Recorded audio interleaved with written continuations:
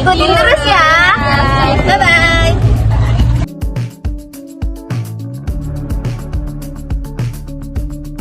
Assalamualaikum warahmatullahi wabarakatuh.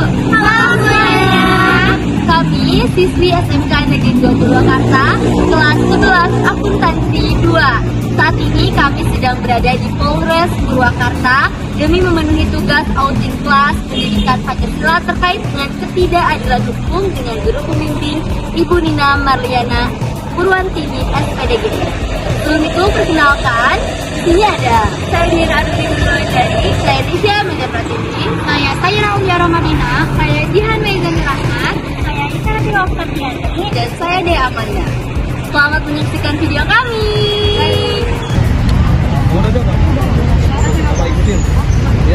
Terima kasih Pak. Terima kasih Bapak. Assalamualaikum warahmatullahi wabarakatuh. Waalaikumsalam warahmatullahi wabarakatuh. Salam sejahtera, salam bahagia buat kita semuanya ya. Pertama-tama saya ucapkan terima kasih atas kunjungan adik-adik dari SMK Negeri 2 Purwakarta jurusan akuntansi kelas 11 dalam rangka pelajaran apa ini? Pancasila. Yang berhubungan dengan pelajaran PPKN Pancasila. Salah satunya perihal materi yang ditanyakan perihal apa tadi materinya? Ketidakadilan hukum.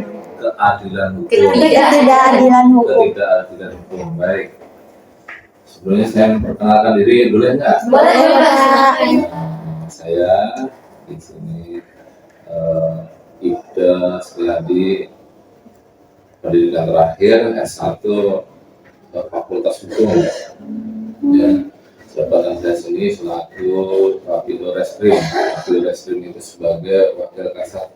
Kalau di rekan-rekan atau di adik sekolah, wakil kepala sekolah. Ya, nah, di sini. Nah, adapun jabatan sudah pendidikan terakhir S1 saya lulusan dari Fakultas Hukum dari Unisba Bandung ya. Saya lulus tahun 2012 ya. Nah, untuk materi pertanyaan silakan satu-satu yang mau ditanyakan dari siapa dulu.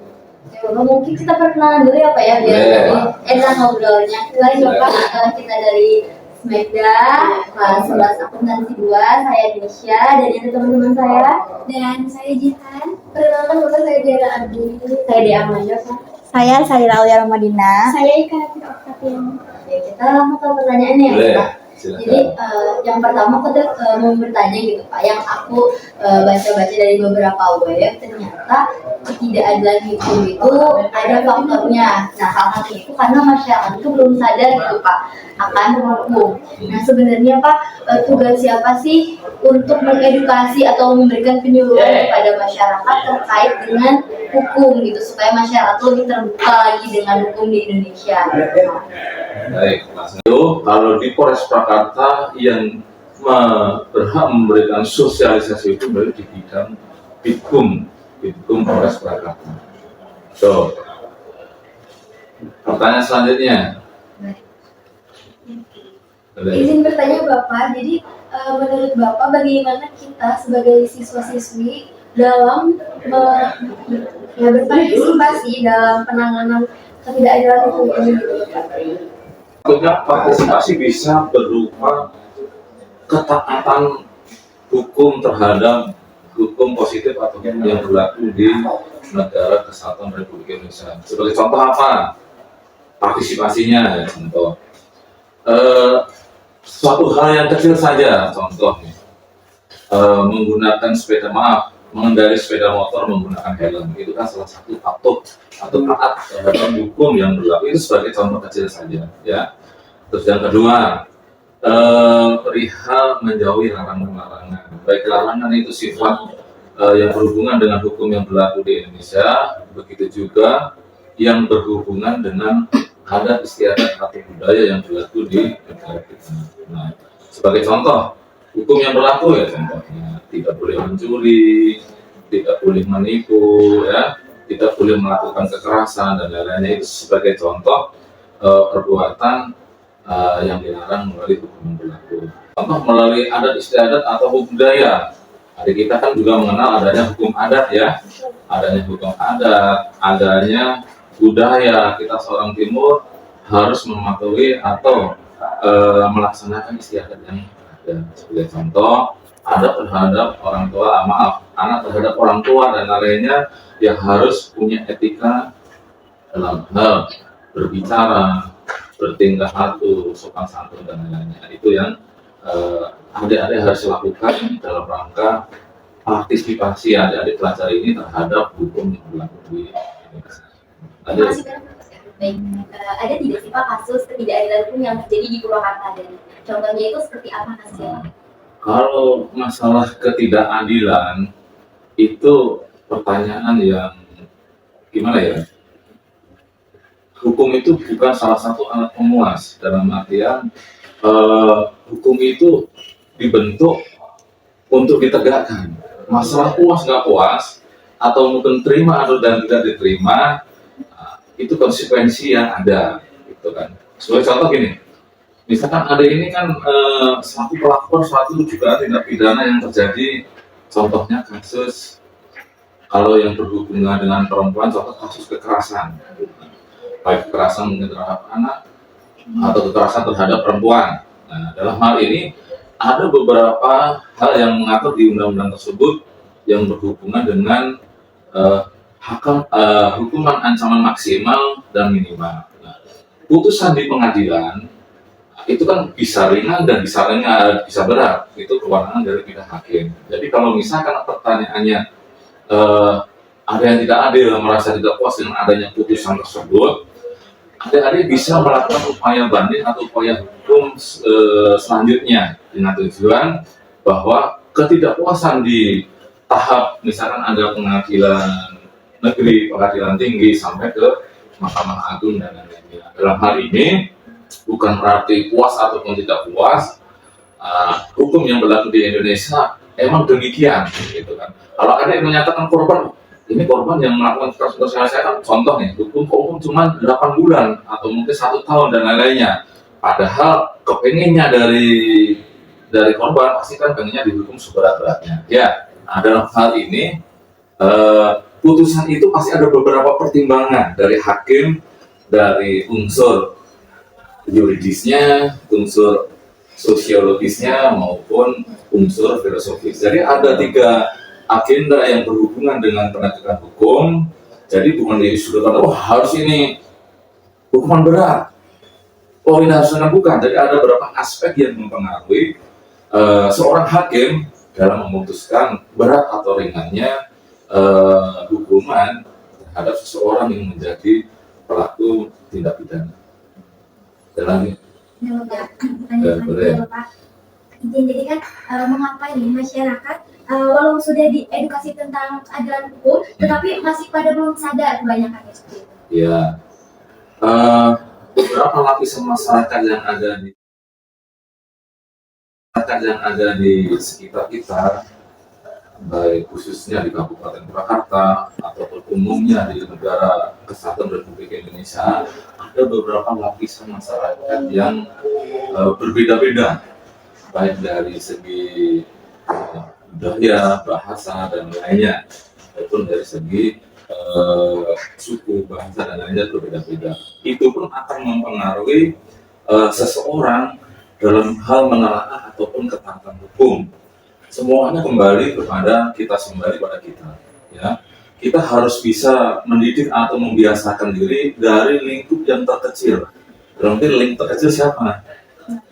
Diri kita sendiri dulu, ya. Diri kita, keluarga, di lingkungan masyarakat atau lingkungan sekolah dan lain-lainnya. Kalau misalkan dari lingkup yang terkecil sendiri aja kita udah caranya hukum dari sedini mungkin, insya Allah. Kalau misalkan per individu itu tak hukum dan tak semuanya, insya Allah sebagian besar akan tak hukum, gitu kan. Jadi harus kita berdasarkan dari hal yang terkecil dulu dalam arti diri sendiri. Kalau misalkan yang kedua, selain ini, kita harus adik-adik ini selaku generasi penerus yang akan datang, generasi muda harus memberikan contoh, ya. Dan memberi contoh apa yang berhubungan dengan contoh taat hukum, salah satunya pakai helm dan lainnya, gitu kan, tidak bersikap arogan dan lainnya, taat hukum dan lainnya. Jadi itu ya. Selanjutnya. Baik, Bapak izin bertanya, kapan terakhir kalinya Polres menangani kasus yang dianggap masyarakat sebagai ketidakadilan hukum dan bagaimana cara mengatasinya? Oh ya, kalau bicara kita ketidakadilan, selama saya di dinas di Polres ya, saya masuk ke Polres ini tahun 2020 sampai sekarang 2024 ya, hampir 4 tahun lebih ya. Sepengetahuan saya dalam hal penanganan perkara sesuai SOP yang ada, dan SOP itu sesuai aturan standar operasi pelaksanaan penegakan hukum yang ada. Sekali lagi, masalah ketidakadilan lainnya itu dari sudut pandang mana dulu ya. Ya tadi saya sebagai contoh, kalau yang jadi korban ini kasus berat-beratnya, gitu kan. Masalah berat ringan atau putusan di dalam penanganan perkara lingkupnya di pengadilan. Ya. Istilahnya ketidakadilan itu apakah ketidakadilan itu apakah ketidakadilan karena harus berat, harus atas putusan ringan atau bagaimana? Ya saya tanyakan di siapa namanya nih? Dika. Itu yang ketidakadilan teh di lebih spesifik lagi perihal apa? Ya mungkin Bapak kayak misalkan ada kasus gitu, yang terus kayak misalkan ada kasus ya Pak, terus tuh yang dihukum penjaranya itu 5 tahun, tetapi ternyata dibebasnya 3 tahun, nah terus keluarganya itu tidak terima gitu Pak. Baik, ketidakadilan tadi disebutkan oleh Dika ya, sama? Dika. Ketidakadilan karena putusan ancaman misalnya 5 tahun atau divonisnya 3 tahun. Nah itu bukan dari hakim ya.